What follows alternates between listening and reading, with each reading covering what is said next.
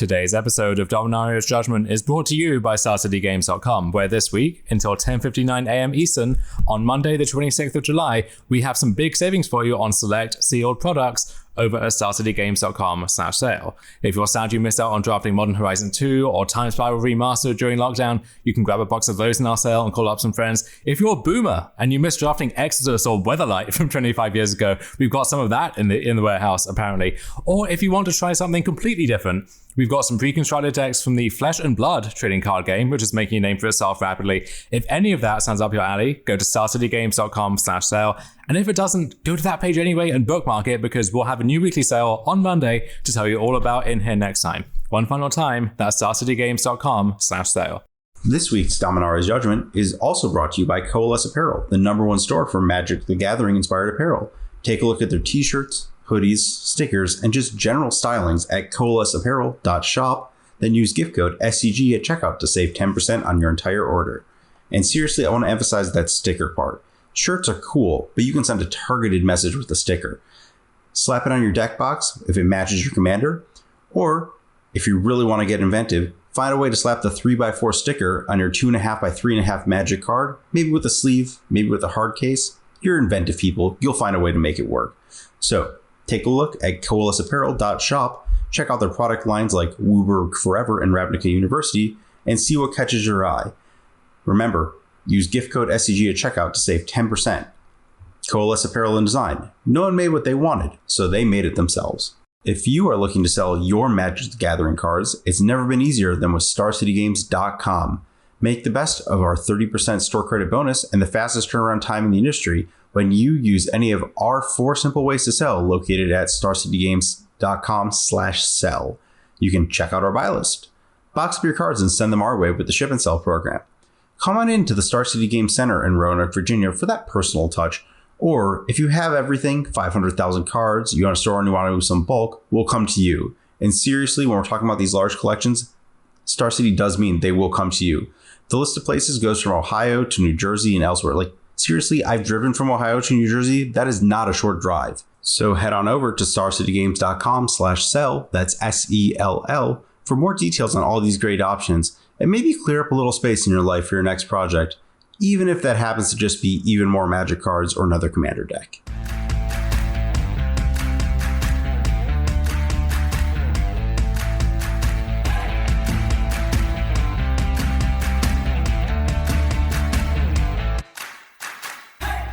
Hello everyone, and welcome to episode 15 of Dominaria's Judgment, a weekly modern podcast brought to you by StarCityGames.com. I'm Dom Harvey, I'm here with Ari Lax, and we are here to mourn the death of combination strategies in the modern format. Combo is dead, long live combo, or maybe just combo is dead. Maybe there's no second life here. Yeah, I think that there's, I don't know if, I don't want to spoil the main topic too much, but I think there's a discussion about whether this is like a platonic idea of combo from the 90s, or whether like we just need to move on to combo 25 years after Prosbloom, and this is what it looks like now.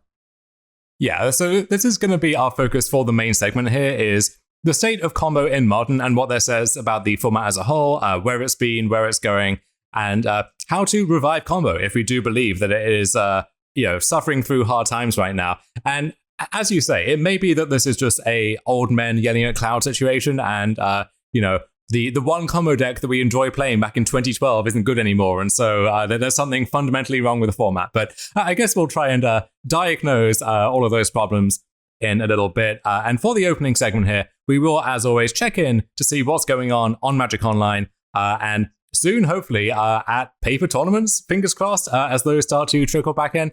But for now, we do have our usual batch of weekend challenge results, and after last week, where we had Cedric Phillips in here to talk about Hammer Time, we were talking about Hammer Time as just this dominant force in the modern format. Really not much to write home about there this week. 0 copies in either of the top 8. Still a decent few showing up in the top 16, top 32. But any proclamations last week about the sky falling in a new way maybe were a bit too hasty there. Yeah, I think people did adapt a lot, and a lot of the things that we discussed have started popping up in larger quantities. We talked about Heliod showing up as a potential answer to Hammer like it was before, and guess what? There's a Heliod deck in both of the top 8s. And I think one of the other things is we kind of speculated on, like, well, why didn't Asmore check this deck at all? Well, we're starting to see people build good Asmore decks. I think that's probably a good place to start, if there's any place. It's kind of weird to start at a 5th place deck, but I think that this is by far the most interesting deck from either of the top 8s. Absolutely. Worth mentioning, we did have a friend of the show, Doomwake, Devin O'Donnell, making a deep run here just outside one of these top 8s with the Asmore deck that he seems to have settled on in the Dimir version with Urza and Emery and the whole blue package there. But the more interesting innovation, as you say, from one of these top 8s comes from Spider Space, a noted modern brewer in their own right. And so this is Rakdos Asmore, I guess we would call this. And I believe, and don't hold me to this if I'm wrong, but I think this started, as all great decks do, as a meme, just as someone asking themselves, what if I took the chocolate from MH2 and the peanut butter? I took all of the best broken cards and shot them in the same deck. Would it actually, A, be functional, and B, be as broken as the sum of its parts? And the answer, maybe yes on both fronts, actually. Yeah, it's just like really impressive to put. So this is really just a Dragon's Rage Channeler Ragavan deck that has the Asmore shell. And it's kind of awesome to, this whole debate has been like, well, what is the appropriate removal spell to use with these cards? Because, like, well, you want to answer your opponent's Ragavans, but like you got to kill Murktide Regent and all this other stuff. And it's like, well, what if Asmore was just your kill spell? Why didn't we just do that? What if we had Bone Shards to shoot down Murktide Regents while also letting us cast our Asmore on the cheap? So we have the 8-pack of Channeler and Ragavan. I guess Asmore is technically a 1-drop. We do have Street Race to enable that on the first turn here, going along with the Cookbook package that you would expect coming in.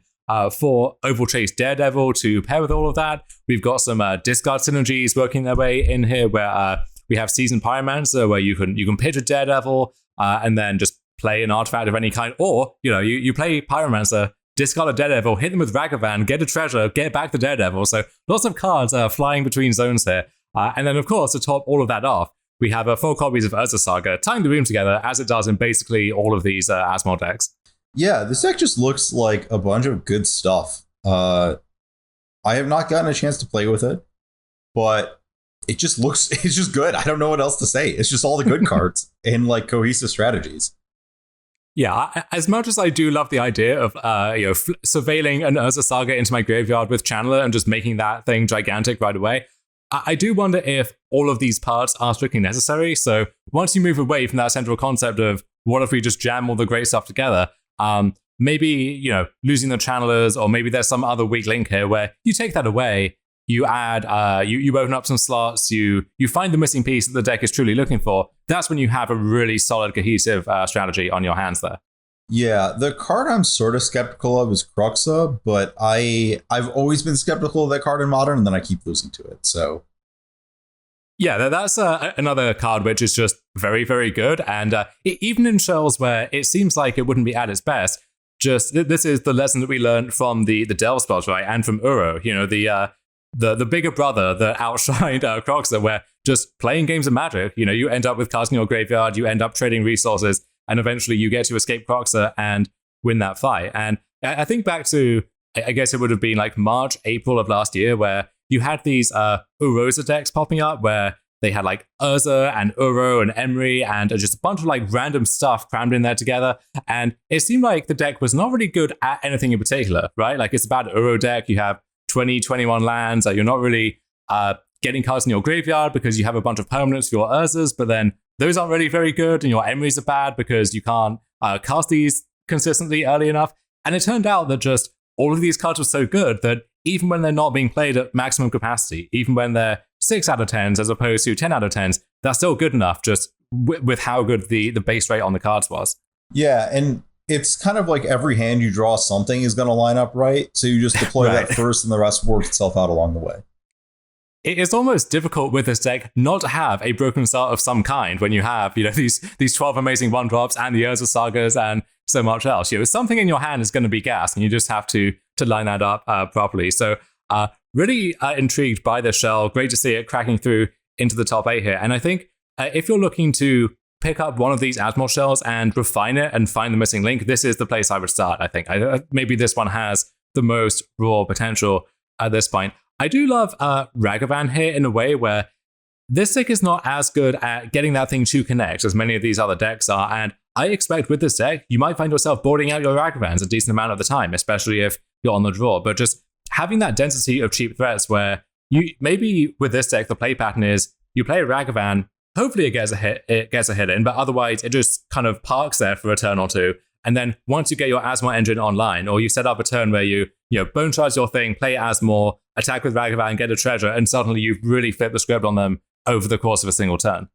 Yeah, it's hard to discount a card that so easily runs away with a game because something didn't go right for your opponent. Yeah, like Ragavan on the draw in some matchups is going to be a card you want to sideboard out, but like, there's also just matchups where you play it and it's immediately like something has to happen or I'm just going to make too much mana to have anything contested ever.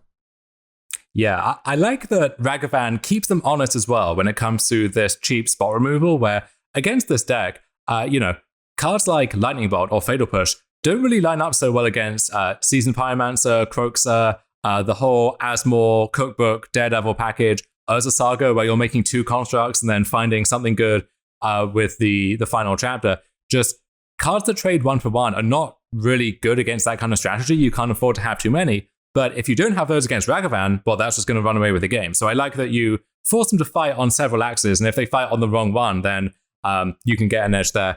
Moving to the sideboard here, this is a card which, of course, is by no means unique to either Modern or to this archetype, but Leyline of the Void, I think, is a fantastic card to be picking up right now, where against the opposing Channeler and Ragavan decks, unless it's against exactly Ragavan, that card often makes Channeler look fairly mopey by comparison. Against the Izzet decks, it basically makes it impossible for them to ever cast Motide Region.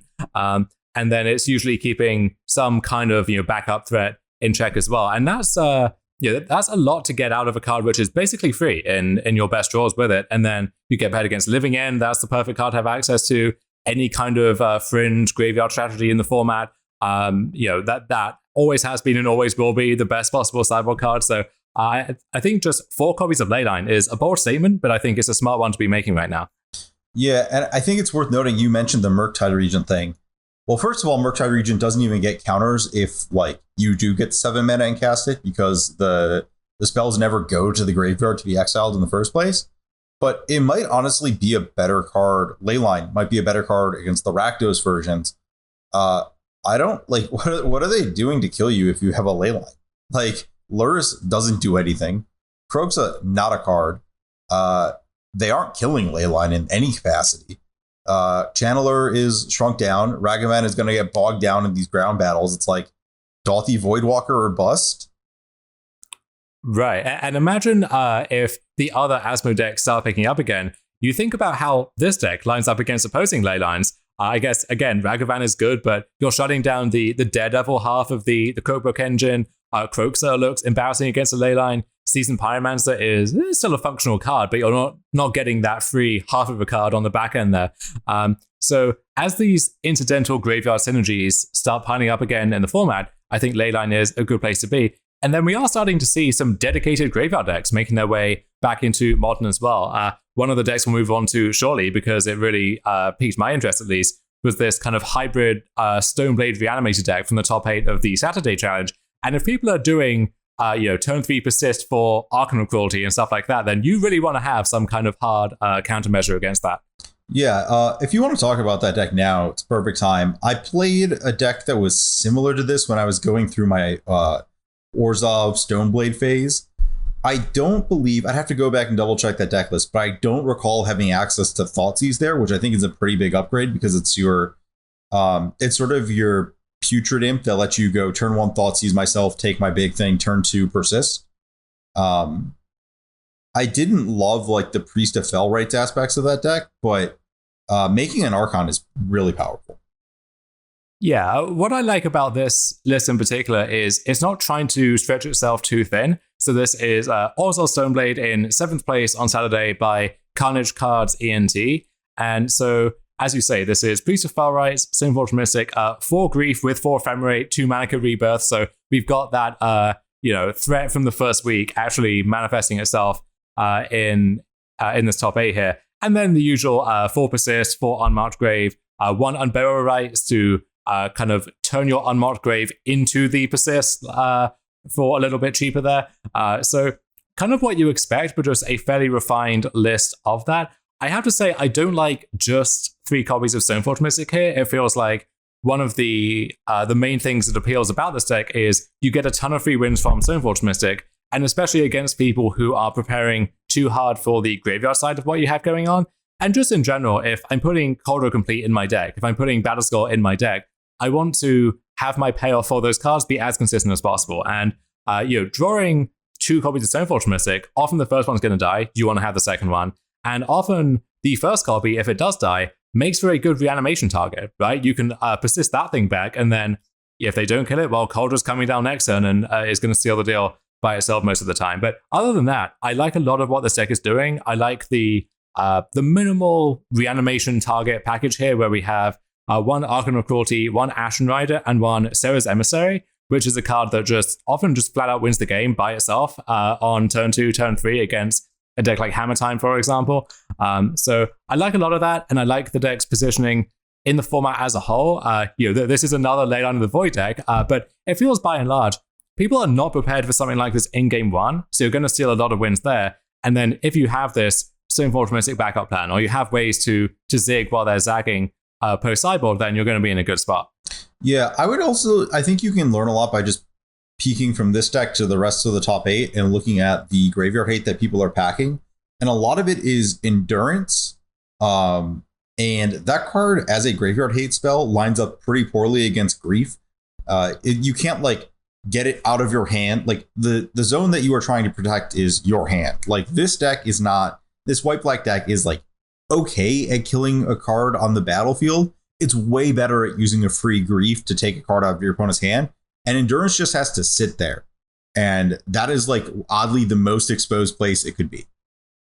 Yeah. And then meanwhile, in the Sunday challenge, we have good old Gabriel Nassif in first place with Jeskai Tradebinder, I think is a fair way of characterizing this, or Jeskai Sewer, as he has been known to call decks in the past.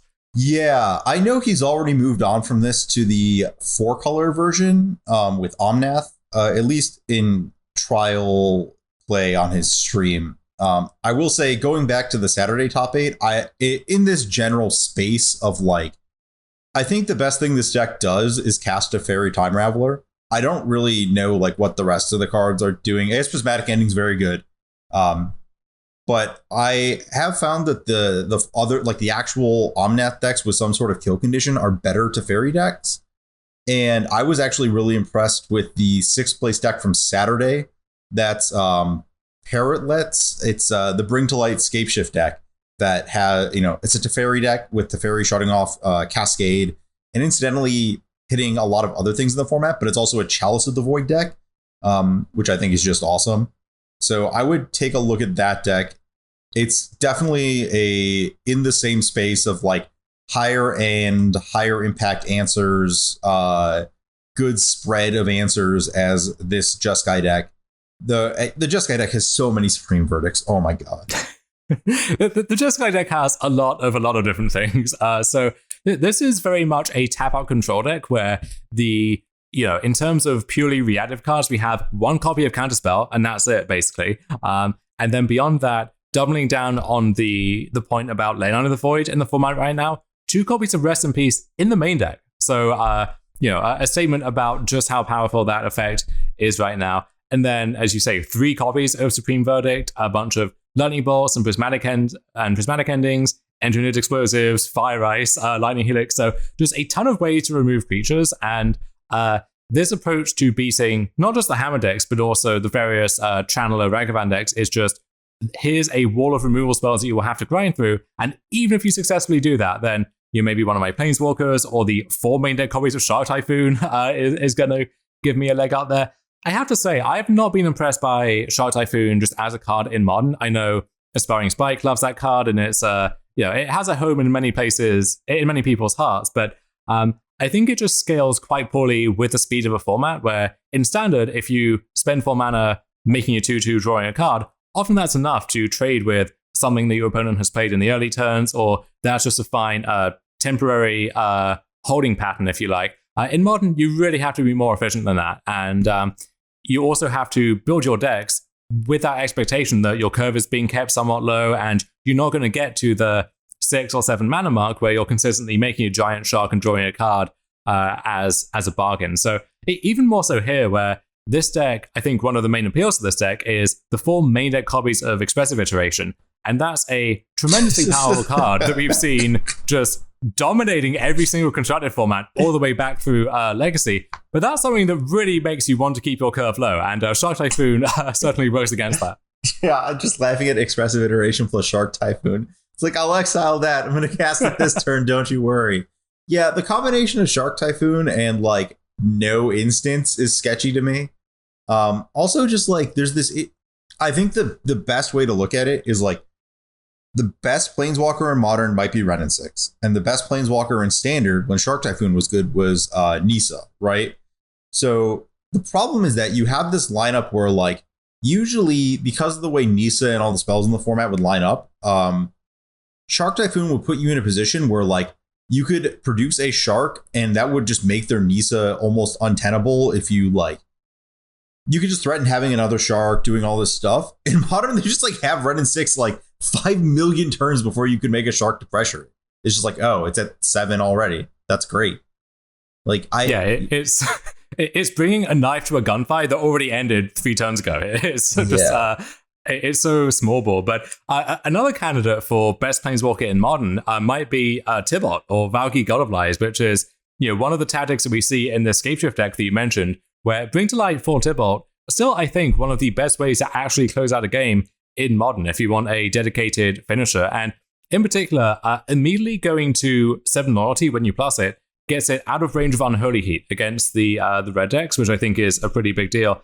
And then just in general, otherwise, people are not very good at killing Planeswalkers right now. And so killing Tibalt is difficult at the best of times. Even if you do, it's gained, I guess, like 1.5 cards out of that equation, depending on the average flip from your opponent's deck and the average flip from yours. And that is a reliable way just to slam the door shut on a game. And I like a lot of what the shell has going on, in particular, the main deck Chalices, as you mentioned, where we said last week that being a deck that gets to main deck Chalice and put it on either 0 against the Cascade decks or 1 against the Ragavan decks and the Hammer decks, and frankly, a lot else in the format too, that is the main prize in Modern right now. And a lot of my testing for the PTQ this weekend on Magic Online, and just in general, has been, what is the best shell for that card? I think this is it. And this is to look ahead to the What We Play that we both submitted choices for this week. This is my choice, basically. Oh, it was my choice. Okay, well, great. I'm glad we're on the same page here. I did not have the Dryad focus here with the 4 Dryads and the 4 Valakuts. I think that package is very powerful. It does open you up to that red removal, which otherwise you're quite resilient against. And also, I was having concerns just finding room for all the cards I wanted previously in the Strixhaven format when I was playing this deck, and now we're trying to find room for at least 3 copies of Chalice of the Void, and I would want the 4th. So just space concerns have edged it out for me. But how do you feel on that point? I really liked the Dryad aspect of the deck, just as like an escape clause, but also I found the ability to present a fast Valakut activation to be a critical part of taking apart something along the lines of Hammer. Like that was the end game that you wanted against the Hammer deck. The one thing I found with this list that I did not like was the Endurances and Force of Vigors out of the sideboard. All your green cards are just too good to pitch. Like this is the typical issue with like you can go with a lower count of like pitch cards in Modern, because usually like when you build a Grief deck, you can have like 10 black cards because they all suck. You can't do that because all your green cards are so good here, and your deck is 29 lands. So I think that having access to a Endurance and a Force of Vigor is really good, because they're just this like really great intersection of like really good to cast when you're doing the thing, like really low cost to cast, but also just like the best thing to bring to light for if you're going for that hate effect, just because you're limited in card types on Bring to Light, and like you're not going to put it like a Shatter. Like you don't want a Shatterstorm in your deck. Like that's not the card you want these days. But I would play exactly one and figure out how to translate the other copies to something else. It is a nice problem to have, where all of your cards are so good that you don't want to pitch any of them. And you will sometimes, if your draw has 2 copies of Dryad, let's say, or you have a red and 6 that's not going anywhere anytime soon, and you've drawn a second copy, sometimes you will have that redundant green card that you can pitch. But I agree, by and large, if you want Force of Vigor, I think the first copy is very good and opens up some flexibility for Bring to Light, let's say, or even if they know about that one copy, it's so scary where, how do you play around the threat of one or possibly more copies of this free, devastating piece of interaction with any kind of like optimal consistency? It's just so difficult for anyone to do. But beyond that, more copies of Wear Tear, I think, would go a long way there. Or I think there are other ways you can accomplish those same goals. Yeah, Ancient Grudge was the card that came to mind, and just like putting Rest in Peace in this deck or something along those lines. Yeah, it's nice that it does clash a little bit with your own Rens, but that's fine. You'll happily accept that. And in return, you get this card which is so well positioned right now that you see Nassif, playing 2 copies in his challenge-winning control deck. Yeah, I'm not too concerned about the Ren and 6 interaction because I don't really want my Rens against the decks where I want Rest in Peace. Okay, yeah, that makes sense to me. I guess against like Rakdos in particular, just having this source of card advantage that can shoot down a Ragavan or a Channeler is fine, but honestly, if that's all it's doing, that's still okay. You'll take that. Yeah, and I like against Rakdos, how many Graveyard Hate spells am I going to board in? I don't really want to fight them on the axis of like spending cards to attack their graveyard. Like I want my Graveyard Hate cards against like Living End, something like that, where I'm going to like if I'm playing against Rakdos, I can just like Prismatic Ending their thing. I don't really care. Against Living End, I need to go after their graveyard. And I think I had Relics. I tried Relics and they were pretty good because they replaced themselves. Like it's the classic Scapeshift problem where like every piece of interaction that doesn't like you send up these hands that are just like all lands and then interaction that burns themselves as a card. You don't get threats, or like you burn your interaction spells and you have the action, but then you don't have lands. Like you just need a lot of physical pieces of cardboard left over at the end, and Relic you can just cash in. If you really need to. Yeah, I've liked Relic a lot in various different shells, and so I would try that maybe over the Endurances here. Maybe the idea is you would bring in Endurance the same kind of way you do in Legacy against some of these decks, just to force a challenge to attack and then snipe it down mid-combat, or to ambush, a Ragavan or something else. But I'm not too optimistic about that plan. Relic is nice because even when you do draw it in conjunction with Red and 6, you can stagger the timing of your fetch land so that even if you do need to crack the Relic, you're getting a card back, which, as you mentioned, is important. And also, you're going to have a fetch land lying around somewhere for Red and 6 to keep doing its work. That same point about your interaction wanting to replace itself is a good argument for the copies of Fire Ice in this deck, I think, as well, where sometimes, even when the Fire mode is live, your priority is just getting more cards, cycling through cards, getting that 5th land for Bring to Light, or finding the Bring to Light if that's what you need. And Fire Ice, honestly, is like just actual time walk more often than you think it would be. So yeah, that card is fairly innocuous in these decks, but is pretty impressive, I think. Yeah.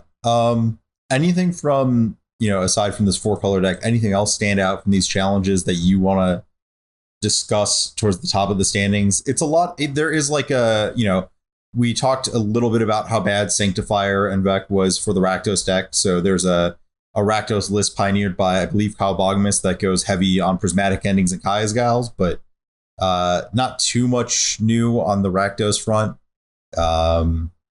We did see a Boros Paris deck with 16 1-drops. So this is the shell that we thought Clever Lumimancer would fit in when we recorded our very first episodes here. And that now has been joined by Dragon's Rage Channeler. And so for many people, the printing of Channeler was an argument to just move away from the white cards entirely, because why do we need this high upside but flimsy threat in Lumimancer when we can just stay mono red with Channeler, and then if we want to branch out into blue again for iteration and other stuff, or into black for whatever, we can do that. One other route, though, is just to stay in Boros and have 16 good 1-drops, which leads to some really terrifying openings, which, if those do go uncontested, you can get a lot of turn 3 wins with just these double or triple 1-drop starts.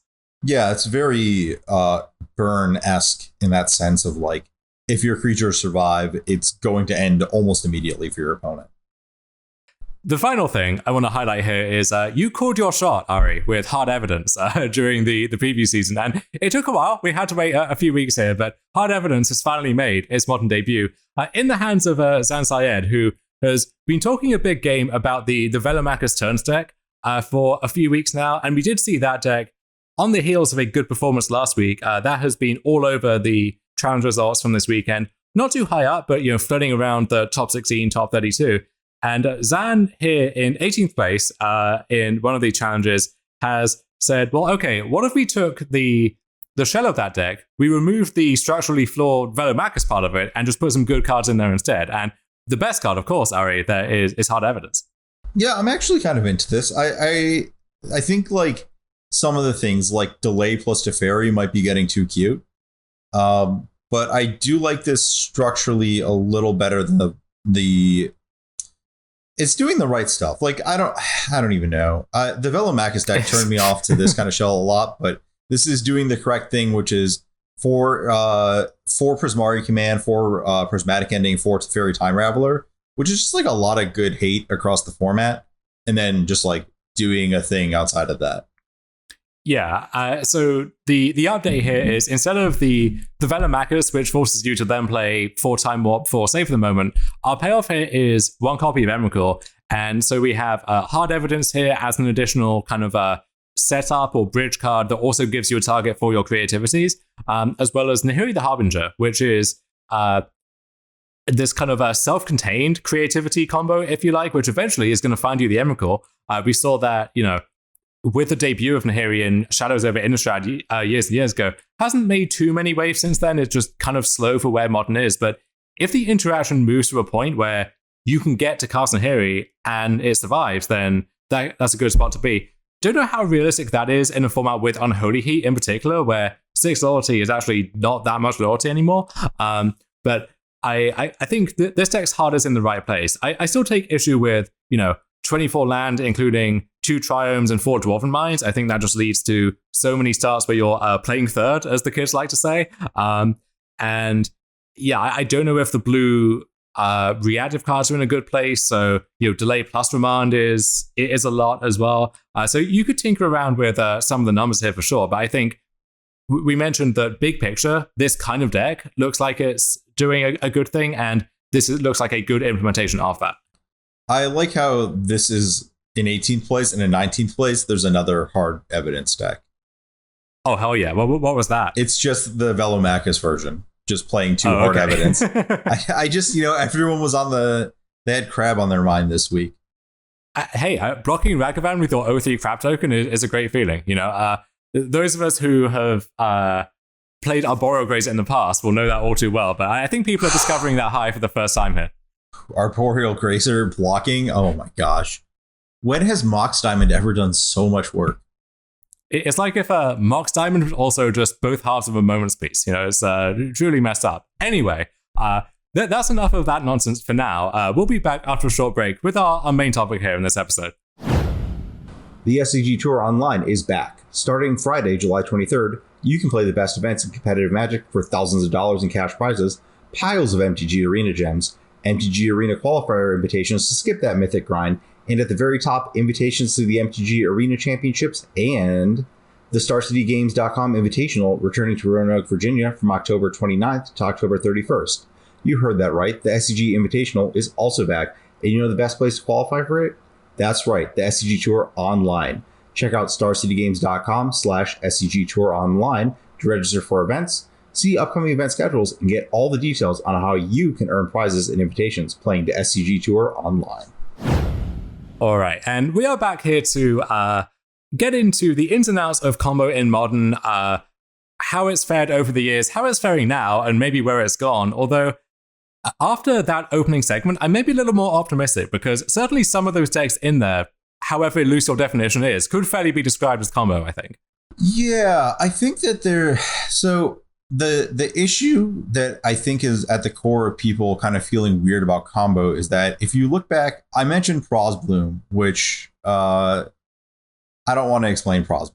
It's fine. Boomer alert. Yeah. Anyways. Bloomer alert. Oh my gosh. The idea of combo from those days was this deck that like took basically no relevant actions until the point that it proceeded to take exactly the actions that won the game. And all of the actions before were dedicated to putting you in the position of generating this win or setting up stuff that will break through your opponent's interaction. And that kind of combo has had issues in Modern recently. A lot of issues.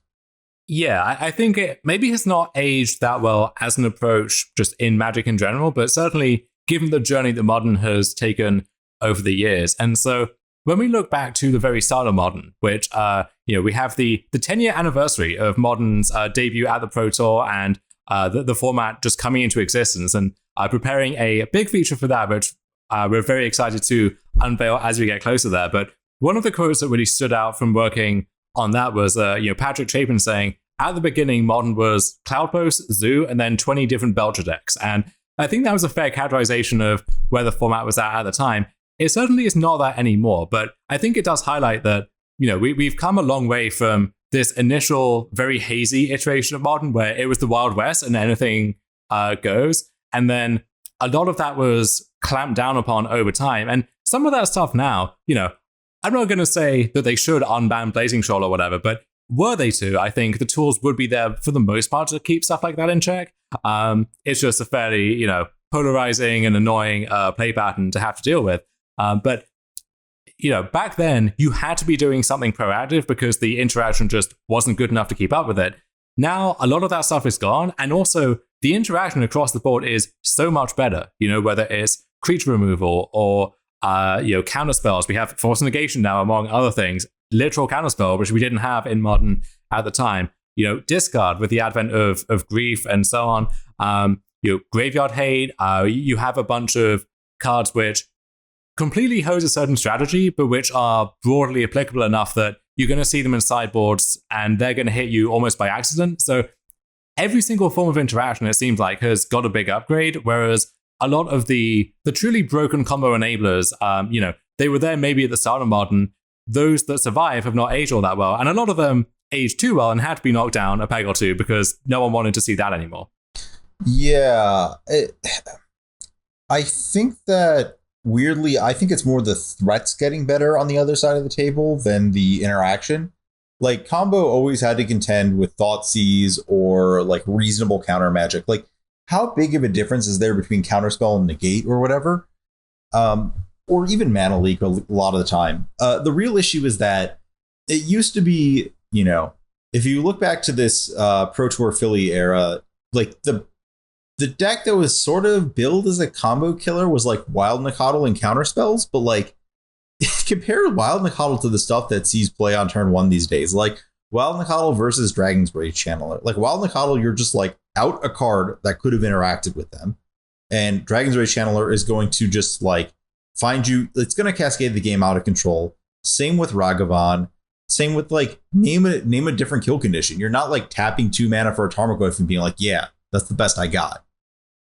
Yeah, funny to remember now that Wild Nacatl was sent to jail for a while there, deemed too powerful for the Modern format, but is back living mostly a retirement now, I guess you would say. Haven't seen that card in a while, but the threats across the board have just got so much better. And it used to be, if you were playing a combo deck and you got paired against Jun, for example, the combination of pressure and disruption was the squeeze that those decks had to put you in. And often, if they had one, they were less likely to have the other. So if they just drew the Lightning Bolts and Tarmogoyfs half of their deck, you could race that fairly easily. Or if they just drew a bunch of discard and removal that maybe was not relevant against your deck, you would have enough time to maybe potentially draw out of that. Nowadays, if they're leading with a discard spell, it's being followed up by maybe 2 threats on turn 2, or another threat and another discard spell, and you just don't have the time to mess around and hope to eventually, if I don't hit my 10 out in that, I'll hit it next turn or the turn after that. You just don't have enough turns to for the odds to line up well there anymore.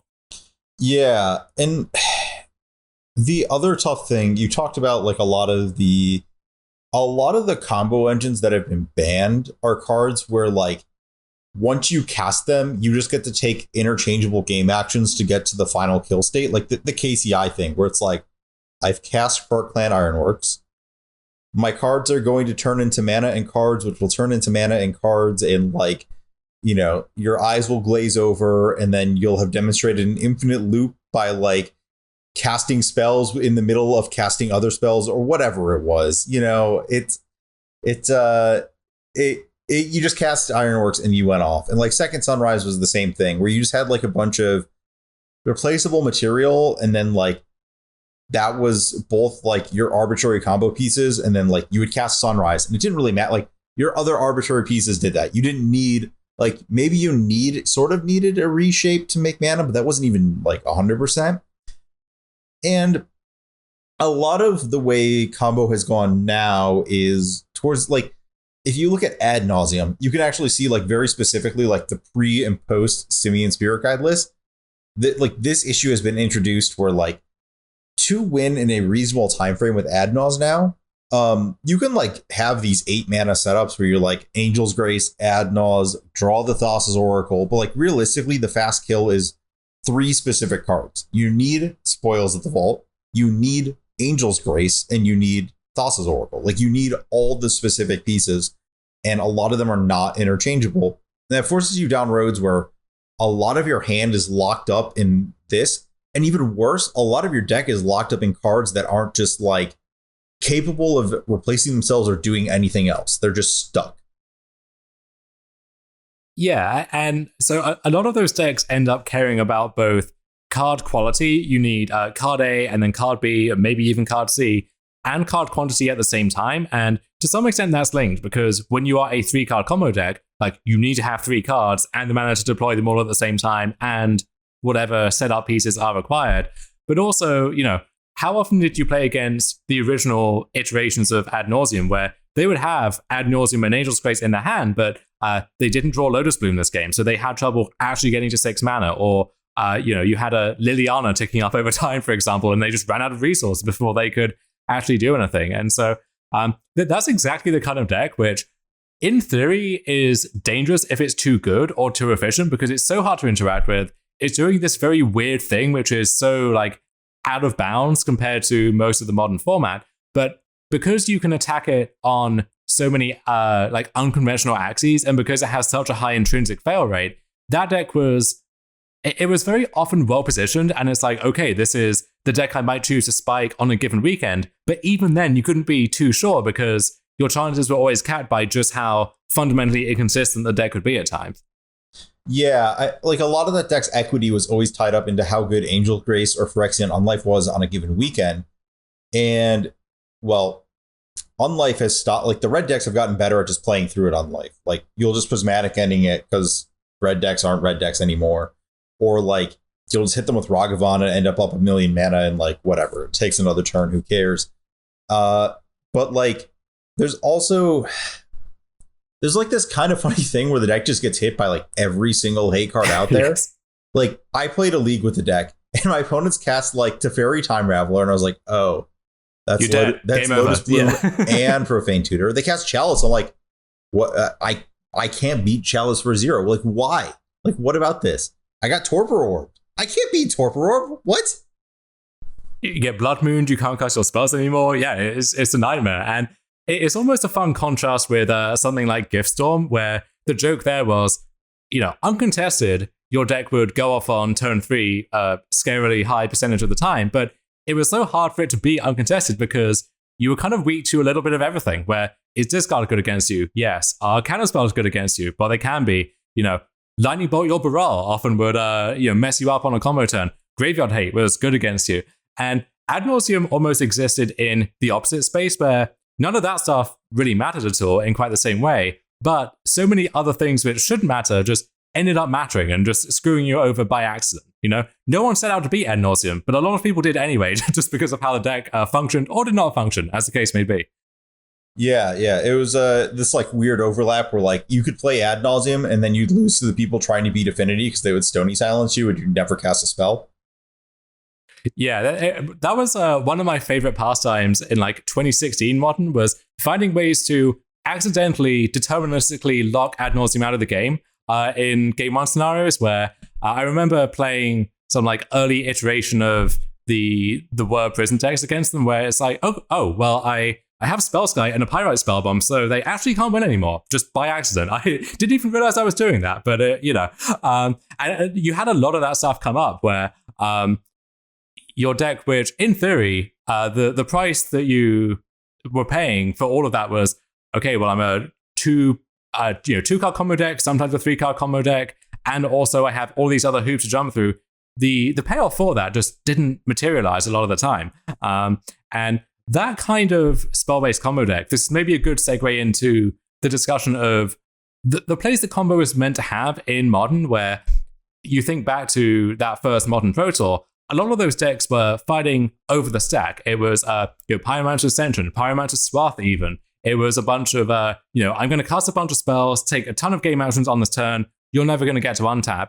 And it was very much, I'm going off on this one turn, and I'm not really taking any relevant game actions before that, as opposed to the decks which maybe have had a longer shelf life in the format, whether it's because the others got banned out of existence and don't get to play anymore, or just because of resilience over time, which is the creature combo decks, right? It's the Heliod's and the Yawgmoths, and that's certainly a lot more of what we've seen in Modern recently. And I think there's a certain type of combo purist who would want to say that, Heliod plus Spike Feeder isn't the kind of combo they enjoy. They want to be drawing their entire deck with Grizzlebrand or casting 20 spells in the same turn. This doesn't quite scratch the same itch for them. And so when you are, I guess, taking stock of the format's diversity, is that a mark against it in your view? So interestingly, I think the Heliod deck is the purest combo deck in Modern. My experience playing it was that a lot of your games were just assembling a insurmountable, like if your opponent had an interaction, all you were doing were just building a bigger and bigger pile of things that defeated a piece of interaction until the point that you pulled the trigger. And then, maybe like 1 out of, 8 games, you'd actually enter combat and make that relevant. And it's like, yeah, like sometimes you do a thing that's a secondary plan, whatever.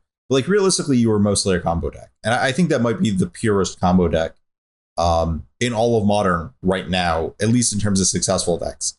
Like, I think the line is drawn between like how often you expect the game to be like about you setting up your critical turn versus how often it's just kind of like, well, I took some game actions on this turn and then some other game actions on this other turn and kind of broke the rules of the game and killed them fast. But like realistically, you could have done those things in like, I don't know.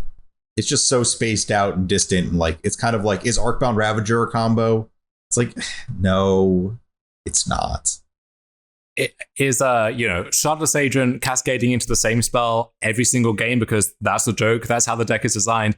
Is that a combo? Like, you could make an argument for yes, an argument for no. Is Infect a combo? Like, these distinctions are very blurry when you get into these edge cases.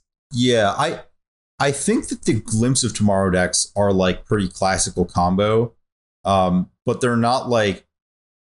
I think that part of the other desirable, like, so I think the desirable aspect of combo, I think that there's like this one of the things I tweeted out over the last couple of weeks is like one of the things that makes Magic or undesirable play patterns are also one of the things that makes Magic so great is because like things happen that are just really outside the bounds of the game.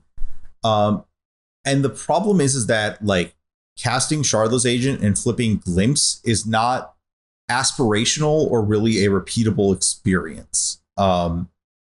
I point towards like Legacy Storm is like I think that Legacy Adnals might be like the platonic idea of a perfect combo deck where like the core concept is like graspable. It's not like KCI where you're like, oh gosh, I'm just here for a million years and I have no idea what's going on. Like what's happening is like pretty simple. Like someone is casting 10 spells, but there's like a lot of nuance to it, and like there is a sort of like talent or tact to what's going on, as opposed to just like cast my thing, flip my thing.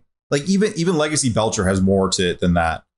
And I think that might be the piece that's missing, and that's why these Cascade combo decks like Living End kind of don't hit it for people in the same way. Yeah, you could maybe contrast the modern Ad Nauseam decks where the card Ad Nauseam is basically just doing the same thing every time in exiling your deck to set up an Oracle kill, versus the Legacy Ant decks, the Storm decks, where you cast Ad Nauseam, and often it's, all right, here we go. We're spinning the wheel, and maybe I'm getting my chips in good. I'm happy with my odds, but there's still a chance that I just fail and die in tremendous fashion. And that kind of variance, or variability maybe is a better word, I think is what keeps that otherwise frustrating experience potentially interesting, especially from the other side. And the modern Glimpse decks are an interesting case study in that, where in theory the step one is identical to the Crouching Footfalls or the Living End play pattern, where all right, you're doing the thing once again, on turn 3 as predicted. But then past that is, okay, well, I'm flipping over 6 cards, and if some combination of this weird elemental and this card is in there, then I get to do the thing again and maybe spin the wheel once more, and we spin it out, so next time it's 15 permanents instead. And there's a kind of it's unclear exactly how that's going to unfold when you set all the wheels in motion, compared to some of these other decks where it's, okay, well, yeah, I guess the text on the cards mean you win now. Can we go to game 2 here? Even then, that feels kind of like pachinko, it's like the thing's happening, the lights are flashing, but like you pull the lever and what happens.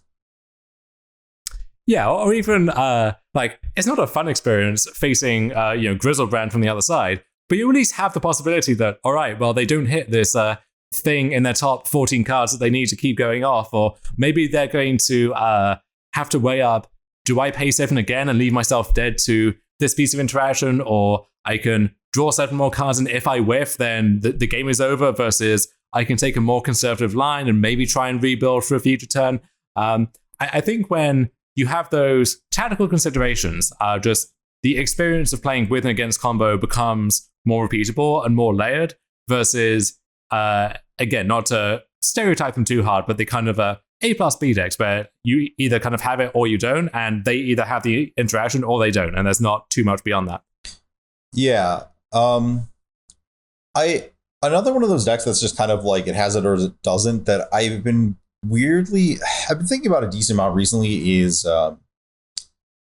like Balustrade Spy. Like, where did Oops All Spells go? And I think the lesson I learned trying to play the Charbelcher decks is that the 3 life cost, without Simian Spirit Guide, the 3 life cost on the Zendikar Rising double face lands is actually just like crazy high. Just when you're paying 3 life on turn 4 to go off, like, you're going to die to Dragon's Rage Channeler. It's just not going to work out.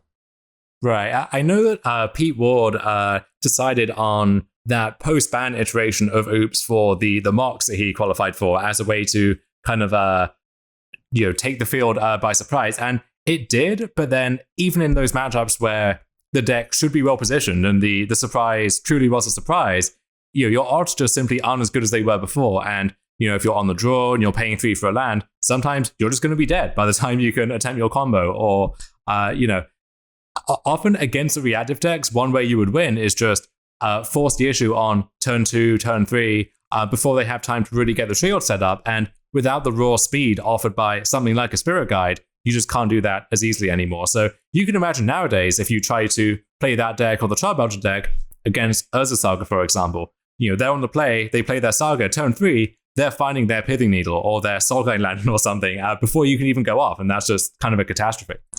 Yeah. One thing I've kind of noticed is, we've talked about the interaction getting better and like Urza Saga being interaction, all this stuff. One place where the interaction is still lacking is the land department. And that's kind of been what Amulet has tried to exploit a little bit with some success. I guess I'll let you talk about that a little bit. Yeah, I mean, Amulet is a weird case because it is essentially a ramp deck or a land-based combo deck that also relies heavily on an artifact and now enchantments too. Between Dryad and Urza Saga, cards like Force of Vigor or Wear Tear are more effective than you would like them to be. And then also, Unholy Heat killing Primeval Titan, Asmore killing Primeval Titan. These are relevant issues if you don't have all of the pieces working in harmony together. And that's why we've seen, I think, Amulet really drop off the map in recent weeks, because the free wins just kind of disappeared. And every deck has a good form of interaction, whether intentionally or unintentionally now. And that's even before we get to stuff like Blood Moon, which like that is the best form of interaction for lands in the format, is just to make all of them into mountains. And so there's that deck. Something else in that same space kind of would be like Lotus Field, right? Which we mentioned Heliod as an enchantment with Indestructible that is like sometimes a creature and sometimes not a creature. Maybe the hardest type of card to interact with in Magic right now. And a land with hexproof is the only thing that could conceivably one up that. And that's why it's kind of a puzzling design in one sense, because like the only way to interact with this card is something so incredibly narrow that it can only interact with this card. And so, in Pioneer, you end up in this kind of frustrating shuffle back and forth where it's like, okay, am I going to play Alpine Moon or Damning Sphere this weekend? Like, if yes, then I'm going to beat Lotus Field. If no, I'm not going to beat Lotus Field. And you're just kind of playing the odds more so than interacting in the game. And in Modern, stuff like Rule of Law, Archon of Vermeria, that kind of effect is still going to be good against these decks. Chance of the Void sometimes, Alpine Moon, Damping Sphere, Blood Moon. So that stuff still exists, but I don't think any of those cards, no one has ever accused Blood Moon of leading to good gameplay. I'll put it that way. I've also put some work into the Lotus Field deck. Jacob Nagro, who was one of the people that pushed, I know a couple teams showed up to that first and last regional players tour with Lotus Field combo, the US one. And one of the teams, the one with Alan Wu on it, who ended up top 8ing with the deck, came about that deck via, I believe Jacob Nagro was one of the key people working on it. And he started putting some work into a similar Breach heavy list. I know, sort of inspired by Brian Cook as well, kind of just whole credit line. And it's like, that deck's actually like doing something good, which is like, it has a bridge permanent, the Lotus Field. It's a bridge permanent that is not assailable by any interaction like you just talked about. It's not like going to die to a lightning bolt like Brawl. So you're pretty well set up for turn 3 kills, except for like all your turn 3 kills are like, okay, so I need my specific Lotus Field and a specific Underworld Breach and a Twiddle, or like I need this giant stack of It's just so specific to go off, and none of the cards are like, it's back to the 3-card problem. It's just all these cards don't replace themselves. Breach sort of plays in ways to let you bridge to the other ones, but not a ton. And like, it's just really tough to actually like draw functional hands where you also have a card left over if your opponent does anything relevant. Yeah, one thing that stands out when you look over the history of these combo decks in the format is that so many of the good enablers were either there at the very beginning and then got banned out and you didn't get to play with them anymore, or they were kind of they were always there but then were lying dormant until something aggravated them, so to speak. So if you went back to 2011 and told someone eventually KCI is going to be banned in Modern, I don't think that would have come as a shock to anyone, especially if you said, there's going to be this set with a lot of combo-centric artifacts a few years down the line and something there is going to send it through the ceiling. And you can debate how much of the blame lies with KCI itself or with Scrap Trawler, but by and large, there are a lot of those kind of cards where the tool was there kind of in an era of card design where the rules were just fundamentally different, and the modern card pool is old enough that a lot of that stuff gets wrapped into it in those early years, like the mid to late 2000s. And it just doesn't exist anymore in the same way. And so when we talk about this rising tide in terms of the both the interactive cards and just the like generic proactive threats in the format, the combo enablers really have not seen that same kind of representation, and maybe for good reason. The checks there have to be stronger than they are for any other type of card. But other than, I guess, like Lotus Field and Underworld Breach would be, I think, the two go-to examples from recent years. I'm not sure what other, combo-centric cards, I guess you would describe them as, have really knocked people's socks off recently. It's stuff that like breaks inherent rules. And I think one of the tricky things is that we've had, so you're like, I don't know how Lotus Breach or Lotus Field got printed. It's like, well, let me talk to you about the set Magic 2020. But a lot of the stuff in this era, like you pointed to this stopping point, and I think you can really point to about like Splinter Twin. I'm just like skimming the modern ban list, is like, what is the most recently printed combo card that's on this list? And it's probably Splinter Twin. you can kind of time a lot of this stuff with the removal of mana leak from standard, which kind of, it had its issues suppressing all of these expensive cards, but it acted as a backstop for anything weird, like really degenerate combo-y that would go on. And you see a lot more of these sort of combo enablers hitting in Pioneer, where they exist outside of the realm of mana leak, or in this case, counterspell. And you get to play like Fires of Invention at its full capacity, and you just can't do that in Modern. Yeah, I'm writing about Pioneer for Starcity Games this week, and it is fascinating just how much random combo stuff is on the rise in that format at the moment. So you have the Fires of Invention, the various decks there where Enigmatic Incarnation is suddenly like a tier 1 deck in that format. You have the old school like Fires, Transmogrify, Yorion deck. You have Bard class combo, which I guess you were ahead of the curve on that it's one. Happening? Hold up. It's happening? Yeah, I mean, tune into my article on Friday to see all the details. Oh my goodness, I just found it. It's actually happening. It's beautiful. Yeah, I tried to make it work in Modern at your urging, and I ended up in this whole fever dream where I'm tapping Magda to Honor One Shaku, and then it was a lot. It was a mess. But that version is a lot more clean and a lot more successful. So if you want your Bard class kick, then maybe take a look at Pioneer there. But Jeskai Ascendancy, powered by Treasure Cruise, which is still legal in that format, as well as Expensive Iteration, that deck is doing well again recently. So it is interesting to look at the conditions where, some cards which either have been broken in Modern in the past, like Jeskai Ascendancy, or which could be broken conceivably in Modern in the future. Like, it would not surprise me if one day there is a busted Fires of Invention deck in Modern. But a lot of this stuff is contingent, or it's waiting on just the one right piece to join it to make it work. One thing that occurred to me as we mentioned the impact of Modern Horizons and then Modern Horizons 2 on Modern, as this seismic shift both times, is there wasn't really much combo involved in that. And yeah, you could classify like Hogak, Altar of Dementia as aggro combo, I guess, if you like. But by and large, a lot of that is you have these build arounds, right? Like Urza, Hogak, whatever. And then, especially in Modern Horizons 2, you have all of this free stuff, the good one drops, helping to compress curves a lot. But you don't have the equivalent of the Ragavan or the Dragon's Rage channeler for combo enablers in Modern, which, again, understandably, you can see why. But if there is a rising tide, that one boat is not being caught up in it. That one is still lagging a fair bit behind. I think that the Modern Horizons editions of the combo have been lacking. That isn't to say that there aren't successful combo-ish decks in Modern right now. They just the decks that I've liked that are I tried a lot of combo decks this last week. Okay. And all the ones that I liked can be described as a control deck that is accidentally a combo deck, or a combo deck that's some back and forth between that. Like the mill decks, the Dimir mill decks, I think Dimir mill can be described as a combo deck. Would you agree? It's at least in the same ballpark. I would I describe the creativity decks as certainly combo decks, but these are decks with 4 bolt, 4 prismatic ending, 4 prismari command. These are, I'm going to go toe to toe with you for the first few turns of the game, and then, oh, by the way, this is my kill condition, as opposed to Jace the Mind Sculptor or something in that vein.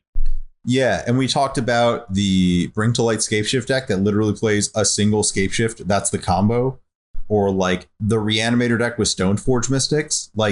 In Griefs, it's the combo decks are decks that are trying to compact the combo into the smallest possible shell.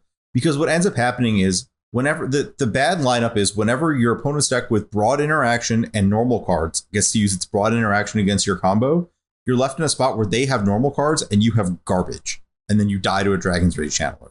But if they get to line up their interaction with your combo and you're just normal cards, whatever, the game moves on and you just have a really powerful way to break out of this kind of attrition-y endgame that you're going to be forced into.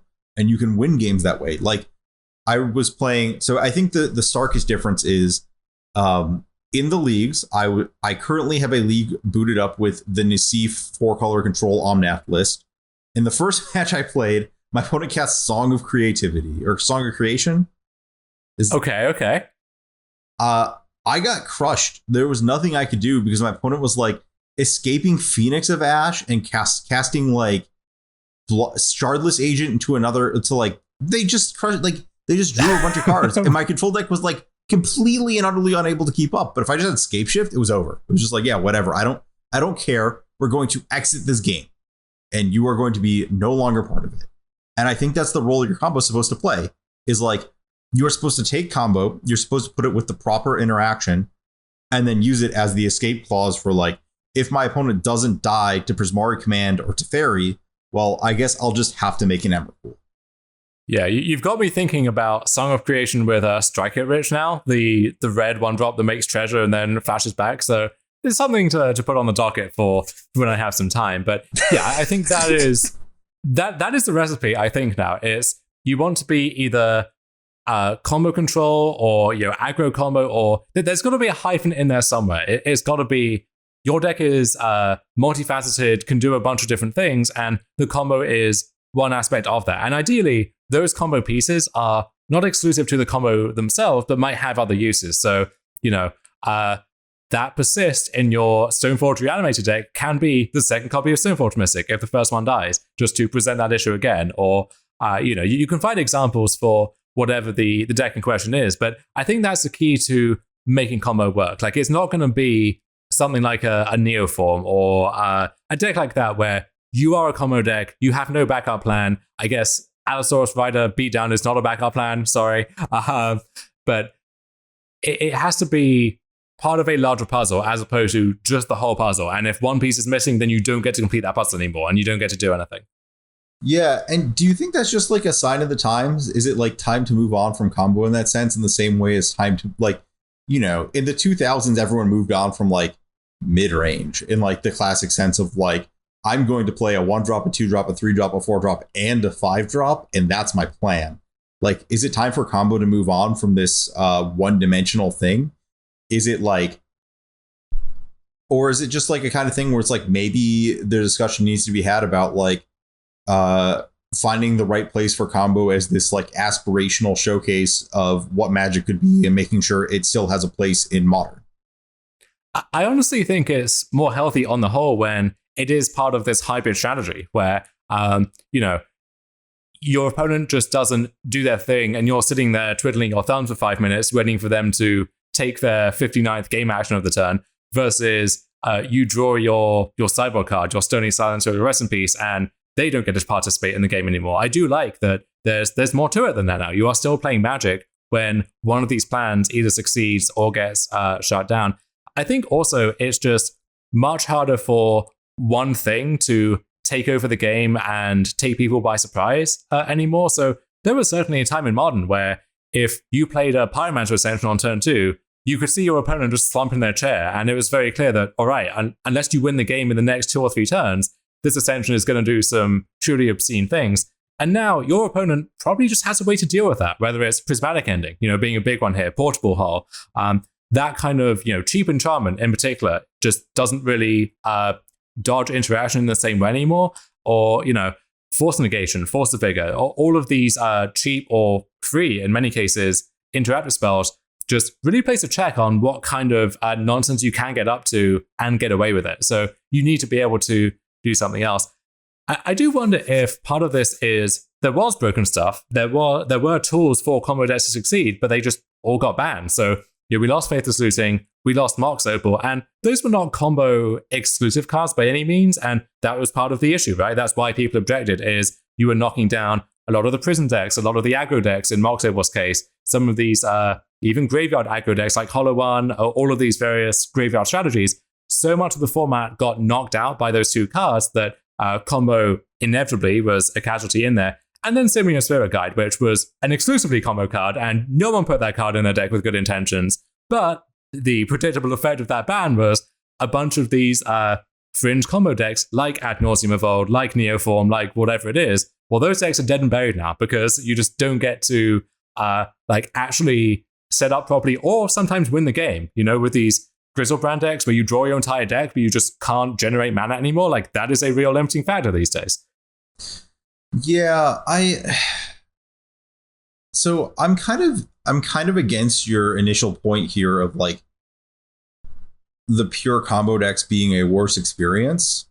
And I kind of want to go back to that because my experience, at least in the past, has been whenever a combo control or combo X deck gets good, there is a significantly higher chance of like the metagame actually degenerating and becoming locked in a cycle around that deck than if it was just a pure combo deck.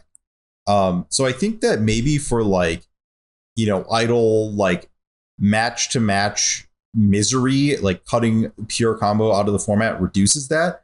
But I think it increases the risks of a like raw format wide failure mode. Yeah, that's a very good point. Like if your Splinter Twin deck actually did die to Nature's Claim, for example, then that deck would not have been nearly as oppressive, as it turned out to be. And I think that principle does apply across the board is, the fact that a deck like KCI is fundamentally very weak to Rest in Peace, Stony Silence, and we're still obscenely good despite that. But that kind of nuclear option needs to be available, I think, to keep that kind of deck in check. Yeah, describing KCI as fundamentally weak to permanence is has been proven false in the past. I do wonder if in this day and age, when we have Force of Vigor, Force of Negation, Collector Roof, Khan the Great Creator, I mean, God knows what else. Would KCI be too good? I'm never going to get to test this theory. I understand that. But, this is the time and place for these things. Maybe we just need to have the banned list discussion article or podcast coming up soon. Maybe that's just what we need is the full through and through. I have an opinion. I'll save it for that. But I think that there are discussions to be had on a lot of cards. See, the problem with discussing the modern ban list, I'm going to say this in advance of knowing that we're going to have an episode about it at some point in the future, is that every time anyone makes a statement about it, they're going to be an idiot. Like that, myself included, every single person, like they're going to talk about like 3 cards and they're going to make like a good point and then make 2 utterly heinous points. Yes. They're going to be like, I think that we should be discussing whether like, these 3 cards or Sensei's Divining Top should be unbanned. And you're like, oh no, oh my gosh. And every single tweet, it's a different card. And every single tweet, it's just so bad. It's so great. Every single person has a terrible opinion. It's wonderful.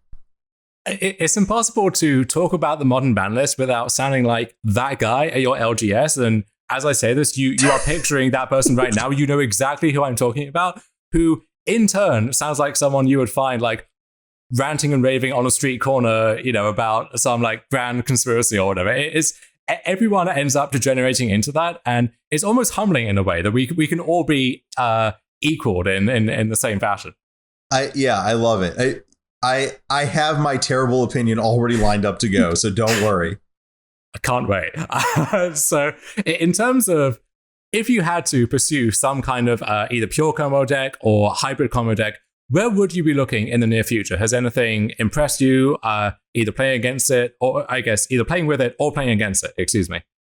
I know we said Infect wasn't a combo deck, but I have been impressed with Infect in the small samples I played against it.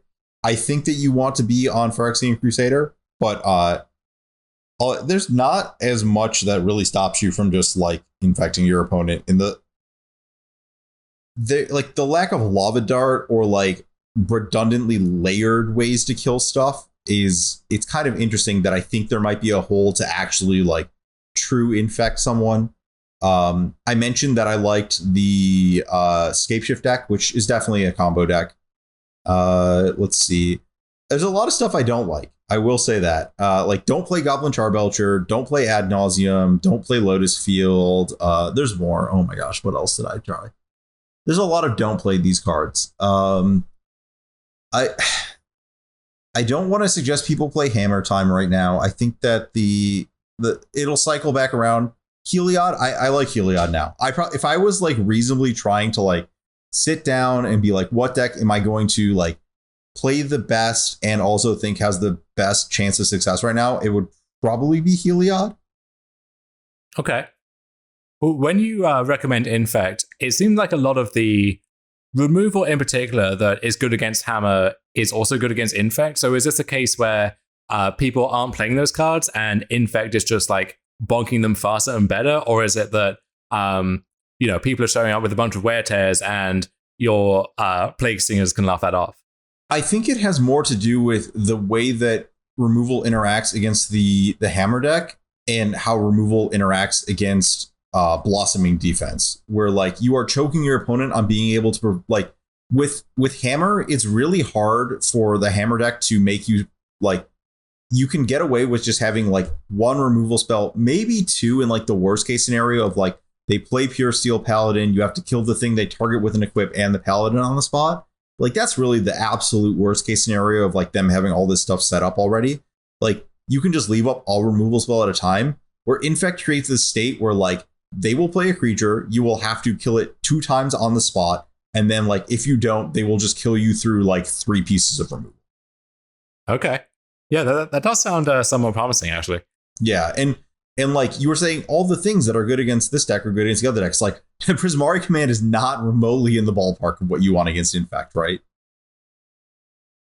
It's harder to get the like a lot of the success against Hammer, I think, comes from the form of these like 2-for-1 setups, and those are just not good against Infect. And also like the timing, like you don't necessarily have to kill the turn 1 creature out of the Hammer deck. Where against Infect, like their turn 1 creature does need to die on the spot. Like you need to kill if it's a Hierarch or a Glistener Elf or whatever. Yeah, either way there, like that card is killing you by itself, or it's enabling playing a creature with Vines or Blossoming Defense backup, and then you're just going to die on their next turn anyway. So it really puts you in the squeeze there. I do think as well, it's easy to say, oh, removal is good against Hammer, but when you're against a Lurrus and Urza Saga deck, and it's kind of obscene that a deck gets to be both at the same time. Like I know I saw your thing about like getting to be Lutri +4 Urza Saga is just complete horseshit, and I feel like Lurrus is in some ways even more egregious, even though it shouldn't be. But like you cannot really beat that setup by just playing a bunch of lightning bolts and fatal pushes. So you almost have to spread things out and play a bunch of stuff like Wear Tear, which is maybe what you want against Hammer, but not what you want against Infect, where you need efficiency. You need your card to just like do the thing and do it on the cheap, because otherwise you're just going to die before you can get up to casting your 3-drop. Yeah. I think that Infect is very specifically an exploit of the range of removal people are playing now. Also, like, we're in a kind of low spot, I think, for Solitude, which that card against Infect is problematic. Just like the free aspect of it, where like so much of Infect is that like you will be able to spend mana on the hexproof spells to match your opponent's spending of mana on removal. And as soon as they just have free removal, it's just like, oh gosh, what is going on with my life? So I think Infect versus like Solitude's a big issue. But yeah, there's one type of stuff that we highlighted a few weeks ago as being hostile to creatures. So like this Solitude, Asmore, Yawgmoth kind of space that has mostly just vanished entirely. And so if you can find a deck which maybe was weak to those, but lines up better against the kind of Ragavan and red removal decks, then that might be a good exploit there. Yeah, Asmore falling out, also another great thing to bring up, because Asmore is so stupidly good against Infect. Like normally with damage-based removal, the Infect player could in theory pump over it. You just can't do that when your creature does 6 Infect damage to itself. Yeah, just the worst form of self-sabotage there. It did occur to me the other day, no one can kill a Grizzlebrand in this format at the moment, right? Like Unholy Heat doesn't touch Grizzlebrand. Asmore with enough time, I suppose, can hit a Grizzlebrand, and Fatal Push, all this other stuff. Prismatic Ending is, if people are playing that card instead of Path to Exile, then you get a free attack in, don't have to worry about these timing issues. You could argue, and quite fairly, the difficulty was always getting Grizzlebrand into play in the first place, rather than winning the game once you got to that spot. But again, maybe you're not trying to be this all-in, like, turn 2 Goyo's Vengeance kind of deck here, but maybe this is part of a larger plan where, I don't know if this is like the equivalent of like the old Esper Goyos decks, or maybe you shift into Mardu colors or something, or maybe you are just a combo deck, combo control deck, approaching this from a different angle. But if you can get Grizzlebrand into play, then I think you are off to the races now in a way that maybe you weren't even as recently as a few weeks ago. I think Grief, maybe, if you can find a shell, is a part of that puzzle too. This all makes a lot of sense to me.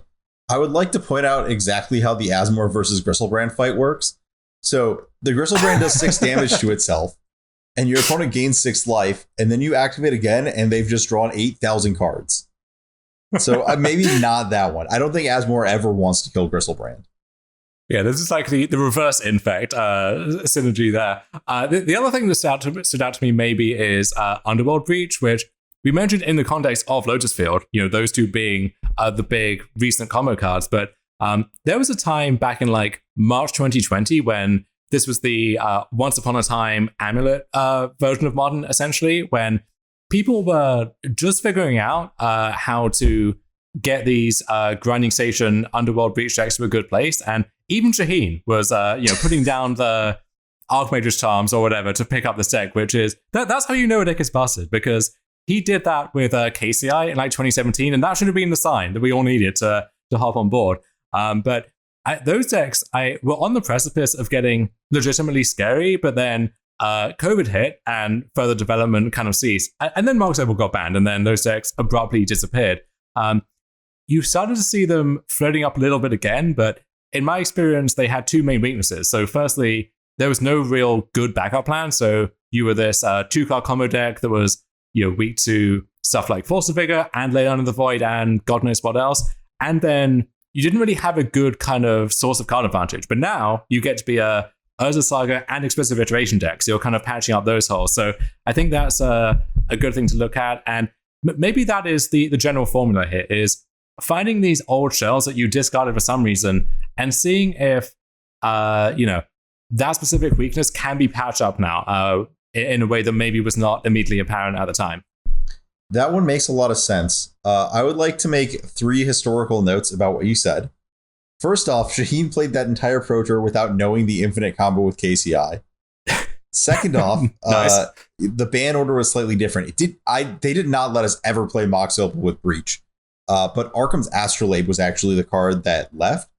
And I think with a lot of the tools that we have access to now, I think you might be able to, can you build this as like a Luris deck? Like, I don't really know if Emery is the card you want. This might actually, so there's a tech that we can steal from Legacy, which is that Dragon's Rage Channeler plus Underworld Breach is really messed up.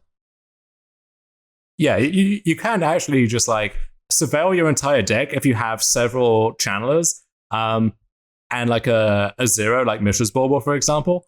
So let's say you have 3 channelers and a Bauble. You play the Bauble, you surveil 3 cards, you crack the Bauble, and now that's a loop right there. And you can do the like Greg Hatch partial surfing here, where you have the first channeler, and then you're surveilling 1 card per loop, and then that gets you ever so slightly closer to the second channeler, which in turn gets you a lot closer to the third channeler. And so you kind of over time, with each iteration, get that much more closer to just actually assembling the full deterministic combo here. Is this also a Ragavan deck? Are we just building like combo Jeskai? This is like that Spider Space Asmo deck where we're just cramming all of the best cards in at once and then maybe, trimming around the edges somehow. I would not call all of these the best cards, but yes. Sure. So something in that space, maybe in that Spider Space, maybe worth considering there. Anything else for this deep dive on combo in Modern before we move on to our nonsense of the week? Our other nonsense of the week, I shall say.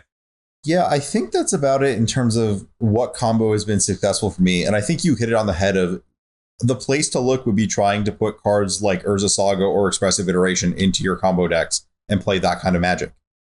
I'm sad I never got to pair KCI with Urza Saga. That sounds like a good, wholesome fun. Yes, wholesome fun for everybody involved. And on that note, we will be back with you to close this episode out after a short break. Alright folks, we're taking a brief time out here to talk about SCG Premium, and for the low price of just $7.99 a month, which is less than the cost of one collector booster, by the way, here's what you get. 5% off sealed product, 10% off singles, 15% off supplies, and that's everything from sleeves, deck boxes, to binders, and so much more. If you're making a big order to get ready for Paper Magic again, that month of premium just paid for itself. On top of that, you get more content and better content than anywhere else at the best prices. if you're here now with me and Ari and you like what you hear, you can get our weekly columns. But that's only the start. How about the literal world champion, and for my money, the best player of all time, Paolo Vido Damagerosa? How about Pro Tour champions and Mythic champions from Jerry Thompson to Autumn Buchette? We have the best standard player of all time, perhaps, in Brad Nelson, and the best limited mind in the game right now in Sam Black, and so much more. And if one piece of advice from any of us helps you win just one more round in a tournament, well, that month of premium just paid for itself many times over. Get the best discounts and the best content over at starcitygames.com/join-premium. All right. And so we are back here to highlight some of the nonsense of the week that you find people out there have bestowed upon us. And so the place I want to start is with a deck that MTG Goldfish, in its infinite wisdom, has decided to label just colorless. And that may sound not exciting by itself, but the real appeal here, Ari, is the screen name, the player attached to this name, because this is the one and only Susurrus_MTG, who I know you and I both have a lot of time for. Yeah, no, this is one of the people who was responsible for the extreme refinement, and I don't know like the exact history, but they were the person really championing the War Prison deck in early 2019, back when that deck was really good, before everyone knew it. And they took a break from playing Magic for a while, and now they're back playing Prison? ? Yeah, so my recollection of that timeline was Susurrus Prison Mike, as his stream fans knew him, quit Magic essentially with a Mox Opal ban, because he was introduced to the world where I think it was an SCG Baltimore, if I'm remembering right, where he had this feature match on coverage with this early iteration of War Prison against Blue Eye Control, which, if you think back to that era, your matchups across the board were very good. Against any deck with Cryptic Command, you were single digits percentage-wise to win a game there. And so I think it was Cedric and Patrick watching him with his fully foiled out Masterpiece, Mox Opals and everything, getting absolutely clowned by Teferi, Hero of Dominaria, and thinking, what the hell is going on here? Like, how is this guy X and 3 in top 8 contention in the tournament at this point? It turns out because every other matchup was, actually pretty solid. But anyway, that was our introduction to Susurrus_MTG. And so, many reasons to quibble with the Mox Opal ban. The loss of Susurrus, certainly one of them for me. But it looks like Urza Saga may have brought him back to the fold. And that's why Urza Saga must be protected at all costs here, Ari. I'm coming around to Urza Saga, largely based on the fact that it dies to Disenchant. But this deck is awesome. It's the classic Chalice Prison deck. It's got Karn. It can Karn for such hits as Jester's Cap and Possess Portal. Nice. So usually when you see this like colorless Tron Mystic Forge deck, it's alongside such hits as like Core Tapper, Surge Node, and then Everflowing Chalice, Astral Cornucopia. This is very much not that. This is like an old school prison deck almost. So 4 Chalice, 4 Spellskite, 3 Welding Jar in the main deck to protect those. 3 Ensnaring Bridge, 4 Ratchet Bomb. We have Serum Powder here to kind of help those, in matchups where Chalice is good. This makes you find Chalice a lot more consistently. I guess my philosophical question here is, we have the 12 Tron pieces, and we have the basic island here in the mana base. Does that make this a blue Tron deck? Yeah, I guess so. This is the best blue Tron deck I've ever seen, though. Is that saying a lot? Yeah, I think if you have an island, Urza's Tower, and can cast Possess Portal, you're definitely blue Tron. There's no other way to put it. You are officially in garbage time at that point. So unsure if this is just Susurrus back on his stuff, shall we say, or if this is a legitimate deck. But either way, was thrilled to see this show up in the deck list. You had an addition to this list that looked kind of interesting too. Yeah, this is just like a very specific pairing that I hadn't thought about, but it's a card that I had liked from Adventures in the Forgotten Realms, and that's Flumph. And I don't know if I liked it so much for Modern as exactly Pioneer. We described that format as a little more combo-centric, but Flumph is 1 and a white for a 0/4 Defender Flying Jellyfish, and whenever it's dealt damage, you and target opponent each draw a card. So the role I expected this to be playing was sort of blocking and fueling a combo. And the thing I didn't really think about was this card blocking and drawing you cards to pitch to something like Solitude. So that specific interaction shows up. I don't know about the rest of this deck where you're like, I guess there's a lot of stuff I also like Flickering, Watcher for Tomorrow, good stuff. I don't know about the Narset plus Days Undoing stuff going on here, but I kind of just wanted to point out the specific Flumph interaction as like, this is a card I like. This is a thing that you can do with it that sounds cool. You should keep that in mind. Narset plus Flumph? That's a combo. That fits in our segment today. I guess that does work. Yeah. Okay. It works in air quotes, but Flumph is kind of interesting. Where you've seen Asif in that challenge-winning deck from this weekend, just playing literal Wall of Omens in his Jeskai control deck, and that card lines up very well against Dragavan, but not well against soft like Dragon's Rage Channeler as the game goes on, because eventually the Channeler gains flying and just goes over your wall. But having an 0-4 flying defender actually does brickwall the two premier red threats in the format at the moment. Giving them cards back is not ideal, but hey, you're getting cards too. I guess you can make it work somehow. Yeah, I don't have a great. I think that the drawback on Flumph against those decks when you don't have a Narset established or don't have a Solitude is pretty tough. But it becomes a drawback instead of an upside. But I'm excited about making it an upside. My other candidate for Nonsense of the Week, which I think is going to end up being the winner here, is by Halbitran. And so this is a Yorion deck because there is a lot of nonsense being fit in here. So we need some additional 20 cards. So this is, I guess you would briefly summarize it as ban Yorion Wurza splashing Asmo, if that makes any sense. So this is 4 Gilded Goose, 4th Raven Inspector, and then we have a bunch of like Mishra's Baubles and Portable Holes, showing up here again with Word of Invention in this artifact-heavy deck. We've got 4 Cookbooks, Springleaf Drum, the 1 Shadow Spear to fetch out, to pair with our construct tokens. All of this is fueling Emry, of course, as well as Urza and Woe of Invention, and Metallic Rebuke, which we see 4 copies of here in the main deck. Big fan of that card. We have 4 Urza Saga, naturally. We have 2 Thopter Foundry, 2 Sword of the Meek, so that our, eventual Woe of Inventions have this inevitability to them. But on top of that, another artifact we have hanging out here in the 1-drop slot is Ether Vial, because I mentioned a bunch of good 1-drops already. We also have, 3 copies of Asmore in this deck.